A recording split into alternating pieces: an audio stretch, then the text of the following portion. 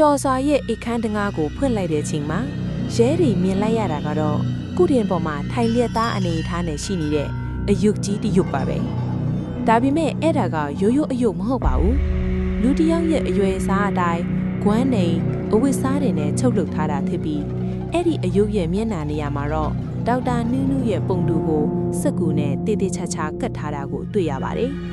ပိုပြီးထိတ်လန့်စရာကောင်းတာကအဲ့ဒီအယုတ်ရဲ့လက်ချောင်းတွေမှာဆွတ်ထားတာကတော့ဒေါက်တာနူးနူးစီကပျောက်ဆုံးနေတဲ့ပတက်များလက်ဆွတ်ထင်းနေတာပါပဲလူသက်သမားရင်စိတ်တဆကပါ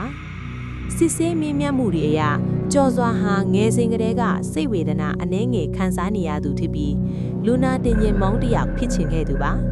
သူဟာဒေါက်တာနုနုကိုတက်စီဘောတင်ဆောင်လာရင်လမ်းမှာသူမရဲ့စကားပြောပုံအေးစေးတာကိုသဘောကျသွားခဲ့ပါတယ်သူ့ရဲ့ထက်ဆိုချက်ကကြောက်စရာကောင်းလာပါတယ်သူမကအယမ်းတော်တဲ့ဆရာဝန်မလေးဗျကျွန်တော်ရဲ့စိတ်ထဲကနာကျင်မှုတွေကိုသူကုပေးနိုင်မယ်လို့ယုံကြည်လို့ကျွန်တော်အိမ်ကိုခေါ်လာခဲ့တာသူကပြန်ချင်တယ်လို့ပြောတော့ကျွန်တော်နားမှာထာဝရရှိနေတာကိုလွတ်လိုက်ယုံပဲကျော်စွာဟာသူမကိုအိတ်ဆေးကျွေးပြီးအိမ်ကိုခေါ်လာခဲ့တာပါဒါပေမဲ့ဆေးပမာဏများသွားတာကြောင့်ဒေါက်တာနုနုတေဆုံးသွားခဲ့ပါတယ်အဲ့ဒီနောက်မှာတော့သူဟာအလောင်းကိုခြုံမှုထဲသွားပြီးထဲပြီးမဲ့သူမရဲ့ဝိညာဉ်ကသူ့အိမ်မှာကြံရစ်ခဲ့တယ်လို့ယုံကြည်ပြီးစောစောကအယုံကြီးကိုပြုလုပ်ကနေတိုင်းစကားပြောနေခဲ့တာဖြစ်ပါတယ်တစီအနောက်ခန်းမှာသွေးကွက်မြန်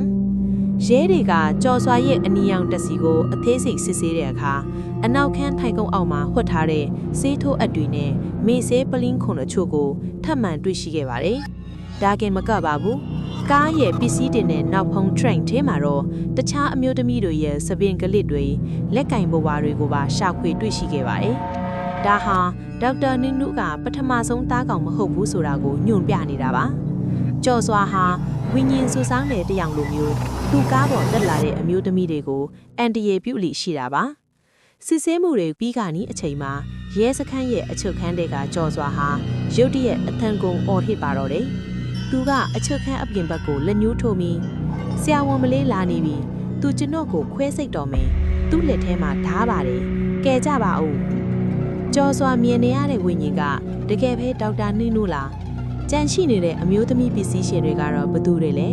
ဒီအမှုရဲ့နောက်ဆုံးနှီးကုန်းကဘယ်လိုဖြစ်လာမလဲစက်သိန်းပိုင်းနားထောင်ဖို့ channel လေးကို subscribe လုပ်ခဲ့ပါအောင်နော်